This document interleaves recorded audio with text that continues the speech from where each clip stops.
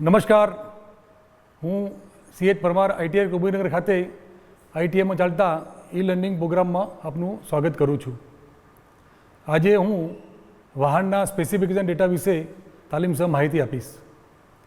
મિત્રો, આપણે જાણીએ છીએ કે કોઈ વસ્તુ આપણે ખરીદવી હોય બજારમાંથી તો એના સ્પેસિફિકેશન, એના વિશે માહિતી એકઠી કરવી પડે છે. જેમ કે આજના જમાનામાં મોબાઈલ, તો મોબાઈલ દરેક વસ્તુ વિશે એની જાણકારી હોય તો આપણે સારી રીતે ખરીદી શકીએ છીએ. જેમ કે મોબાઈલ કઈ કંપનીનો છે, કેટલી કિંમતનો છે, એનું સ્ટોરેજ કેપેસિટી કેટલી છે, એનું કેમેરા કેટલા પિક્સેલના છે, એનું પ્રોસેસર કેટલું છે, તો એ વિશે આપણે માહિતી ભેગી કરીએ અને સારામાં સારો આપણને યોગ્ય રીતે આપણે મોબાઈલ ખરીદીએ છીએ. હવે આજનો જે ડેમો છે કે વાહનના સ્પેસિફિકેશન ડેટાનું એનાલિસિસ. હવે ઓટોમોબાઈલ ઇન્ડસ્ટ્રી એટલે ફાસ્ટેસ્ટ ગ્રોઈંગ ઇન્ડસ્ટ્રી છે. વાહનો પર નવી નવી ટેકનોલોજીનો ઉપયોગ થાય છે. રોજ નવા નવા વાહન બજારમાં આવતા રહે છે. તો વાહનનું અપડેશન વધતું જાય છે, તો એનું સ્પેસિફિકેશન પણ આપણે એવું જાણવું જરૂરી છે. ભારતમાં અત્યારે આપણા દેશમાં જોઈએ તો 20થી વધુ પ્રકારના મેન્યુફેક્ચરિંગ કંપની અવેલેબલ છે અને એના 100થી વધુ મોડેલ અવેલેબલ છે. તો આ કંપનીમાંથી આપણે કયું આપણા માટે સુયોગ્ય વાહન છે તો એનું તમામ સ્પેસિફિકેશન અભ્યાસ કર્યા પછી જ આપણે નક્કી કરી શકીએ છીએ. જેમ કે કંપનીમાં જોઈએ તો મારુતિ હુન્ડાઈ, પછી નિસાન, ટોયોટા, હોન્ડા, ફોક્સવેગન વગેરે બધી મોટી મોટી કંપનીઓ છે. એ સિવાય બી ઇન્ટરનેશનલ તો BMW, મર્સિડીઝ, તો આ બધા મોડેલ અને કંપનીઓમાંથી આપણે યોગ્ય આપણા માટે પસંદ કરવાનું રહે છે. તો મિત્રો, આપણે જોઈએ કે આ બધી કંપનીઓમાં શું સ્પેસિફિકેશનમાં શું જોવું જોઈએ. તો પહેલાં તો જે વાહન લેવું હોય એની બોડી કેવા પ્રકારની છે. જેમ કે સલૂન ટાઈપની હોય, હેચબેક ટાઈપનું હોય, સેડાન હોય, MUV હોય, SUV હોય, ક્રોસઓવર હોય, તો અલગ અલગ પ્રકારના બોડી અવેલેબલ છે. પછી એની ઊંચાઈ, એની લંબાઈ, એની પહોળાઈ, પછી જો ગાડી એનો વ્હીલ બેઝ, એનો ગ્રાઉન્ડ ક્લિયરન્સ. ત્યારબાદ આપણે જોઈએ તો એને એન્જિન, બોડી પછી એન્જિન જોઈએ છે. એન્જિન એટલે મુખ્ય પાવર યુનિટ છે કે જે વાહનનું પરફોર્મન્સ એન્જિન ઉપર આધારિત છે.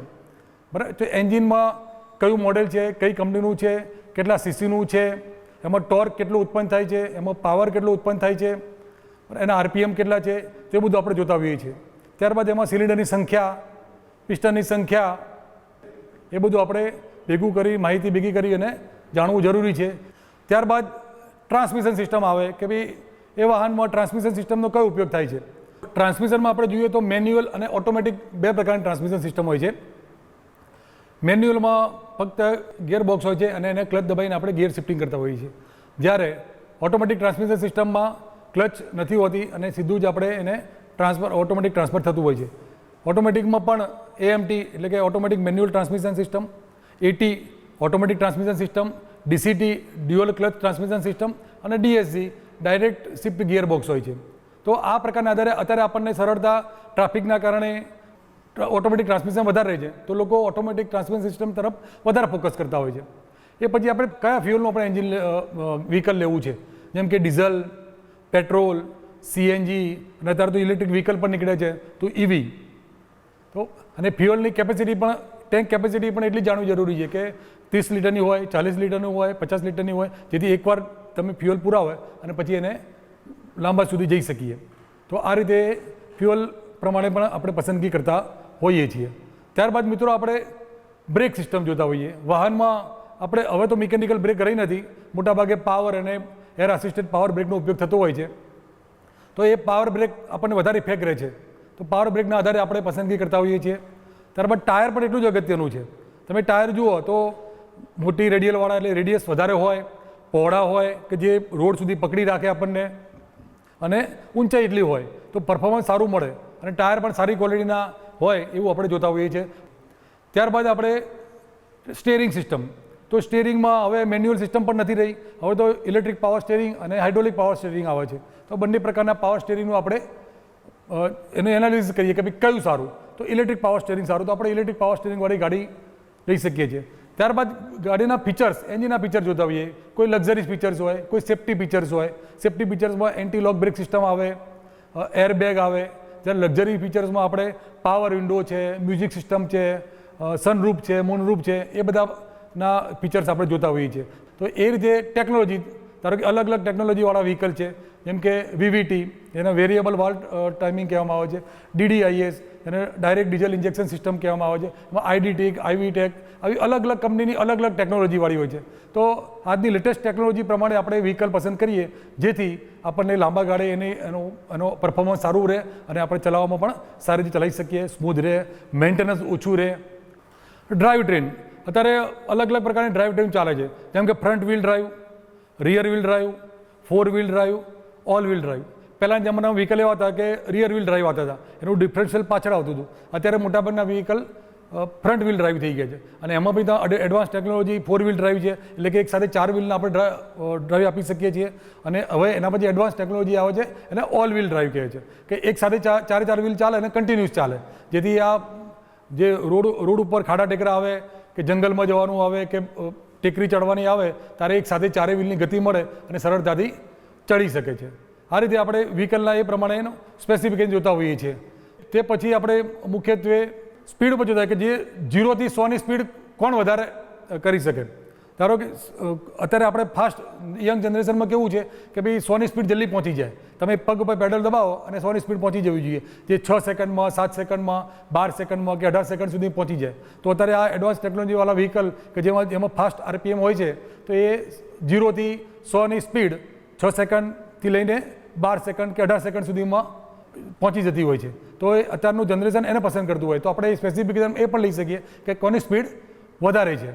ત્યારબાદ વ્હીકલમાં એમિશન સ્ટાન્ડર્ડ, કે ભાઈ BS6, હવે અત્યારે હાલ તો BS6 જ છે, BS4 તો બંધ થઈ ગયું છે, તો BS6નું જ વ્હીકલ લેવું, જેથી પર્યાવરણની સાથે સાનુકૂલન સાધી શકે.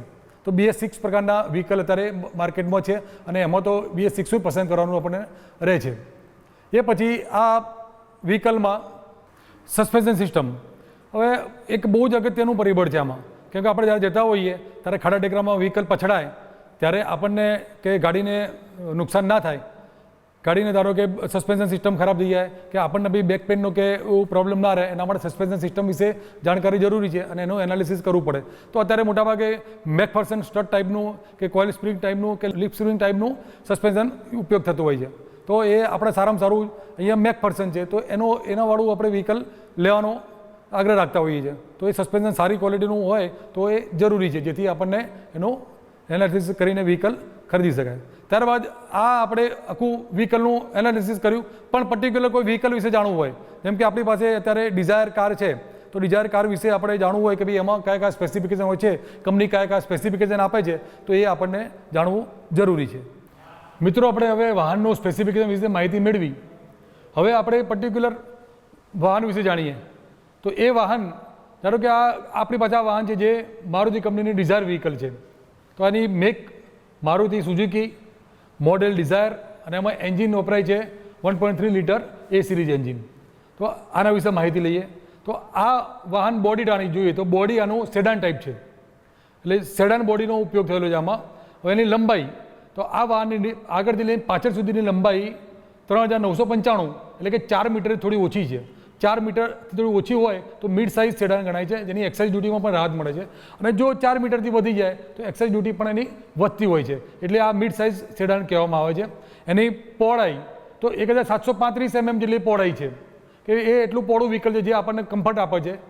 ત્યારબાદ એની ઊંચાઈ તો 1515 mm જેટલી ઊંચાઈ છે, જેથી એ વ્હીકલને આપણે બેસવામાં એકદમ કમ્ફર્ટ ફીલ કરીએ છીએ. હવે વાહનની લંબાઈ, પહોળાઈ, ઊંચાઈ જોયા પછી વ્હીલ બેઝ જોઈએ તો વ્હીલ બેઝ અહીંયા આ વ્હીકલમાં આગળનું ટાયર અને પાછળનું ટાયર, તે પાછળનું ટાયર અહીંયા સેન્ટરમાં દેખાતું છે. તો આ સેન્ટર અને આગળના વ્હીલનું સેન્ટર વચ્ચેનું જે અંતર છે એ આપણે વ્હીલ બેઝ કહીએ છીએ. તો વ્હીલ બેઝ વાહનની સ્ટેબિલિટી પૂરી પાડે છે. તો વ્હીલ બેઝના કારણે આપણે સારું સ્મૂથ ડ્રાઈવ કરી શકીએ છીએ અને રોડ સાથે પકડ વાહનની રહે છે. એ દરમિયાન આપણે ગ્રાઉન્ડ ક્લિયરન્સ, તો વ્હીકલનું આ ગ્રાઉન્ડ છે અને વ્હીકલની બોડી છે, આ બંને વચ્ચેનું અંતરને ગ્રાઉન્ડ ક્લિયરન્સ કહેવામાં આવે છે. તો એ ગ્રાઉન્ડ ક્લિયરન્સ આપણને સ્ટેબિલિટી પૂરી પાડે છે, જેથી હાઇટની આપણને પરફોર્મન્સ જોઈ શકાય છે, પરફોર્મન્સ લઈ શકીએ છીએ ગાડી જોડે આપણે. હવે વાહનનું વજન, તો ઘણા વ્હીકલોમાં 800 કિલોથી 3000 કિલોની કાર વજનની કારો હોય છે. આ પર્ટિક્યુલર કાર ડિઝાયર જોઈએ તો 1400 કિલો જેટલું એનું વજન હોય છે. ત્યારબાદ ટાયર, તો આમાં ફ્રન્ટ વ્હીલ અને રિયર વ્હીલ બંને એક જ પ્રકારના ટાયર આવે છે, જેનું R14 એટલે કે રેડિયસ 14, ત્રિજ્યા 14ની હોય છે અને એની પહોળાઈ 165 mm અને ઊંચાઈ 80 mm જેટલી હોય છે. આ વ્હીકલ પાવર ટ્રેનમાં ફ્રન્ટ વ્હીલ ડ્રાઈવ છે. મોટાભાગના વ્હીકલ ફ્રન્ટ વ્હીલ ડ્રાઈવ છે. ડિઝાયર કાર પણ ફ્રન્ટ વ્હીલ ડ્રાઈવ છે. એમાં સ્ટીયરિંગ પાવર ઇલેક્ટ્રિક સ્ટીયરિંગ આવે છે. બીજી ગાડીઓમાં પાવર હાઇડ્રોલિક આવતું હોય છે અને આ કારમાં ઇલેક્ટ્રિક પાવર સ્ટીયરિંગનો ઉપયોગ થાય છે. ત્યારબાદ હવે આપણે એન્જિન જોઈશું. આ વ્હીકલમાં આપણે એની લંબાઈ પહોળાઈ ઊંચાઈ જોઈ, એના ટાયર્સ જોયા, એનું ડ્રાઈવ જોયું કે ફ્રન્ટ વ્હીલ ડ્રાઈવ વ્હીકલ છે. ત્યારબાદ એનું મુખ્ય જે જોવાનું છે, જેનું પરફોર્મન્સ એના પર આધારિત છે એવું એન્જિન. તો આમાં 4 સિલિન્ડર એન્જિન હોય છે. સિલિન્ડરની સંખ્યા પ્રમાણે એમાં 1.3 લીટરનું એ સિરીઝ એન્જિન આપવામાં આવેલું છે. તો આ એન્જિન 1248 સીસીનું એન્જિન છે. એની ક્યુબિક કેપેસિટી 1248 છે. એનો જો ટોર્ક હોય તો 190 ન્યૂટન મીટર 2000 RPM પર હોય છે. મેક્સિમમ 2000 RPM પર 190 મીટરનો ટોર્ક જે સૌથી વધુ હોય છે. ત્યારબાદ એમાં પાવર ઉત્પન્ન થાય છે જે 75 bhp એ 4000 RPM પર ઉત્પન્ન થાય છે. એ પછી એન્જિનની કેપેસિટી આપણે જોઈ કે 1248 સીસીનું છે અને એનો ફ્યુઅલ ડીઝલ છે. એમાં બેટરી જે છે એ 50 એમ્પિયરની વપરાતી હોય છે.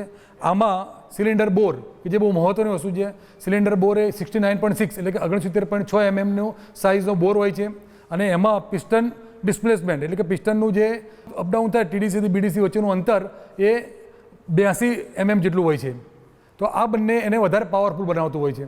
તો આ એન્જિન 1248 સીસીનું 4 સિલિન્ડર એ સિરીઝનું એન્જિન છે જે સુઝુકીએ પોતે ડેવલપ કરેલું એન્જિન છે. તાલીમાર્થી મિત્રો, આજના પ્રેક્ટિકલમાં આપે વાહનના સ્પેસિફિકેશન ડેટાની માહિતી મેળવી. વાહન ખરીદવું હોય ત્યારે આપણે શું શું જાણકારી રાખવી, જેમ કે વાહનની બોડી, એન્જિન, એની transmission system, suspension system, steering system, brake, એની લંબાઈ, ઊંચાઈ, પહોળાઈ, વ્હીલ બેઝ અને ગ્રાઉન્ડ ક્લિયરન્સ, આ બધાની માહિતી આપણે મેળવી અને આજે આજનો આ પ્રેક્ટિકલ પૂરો થાય છે. આભાર.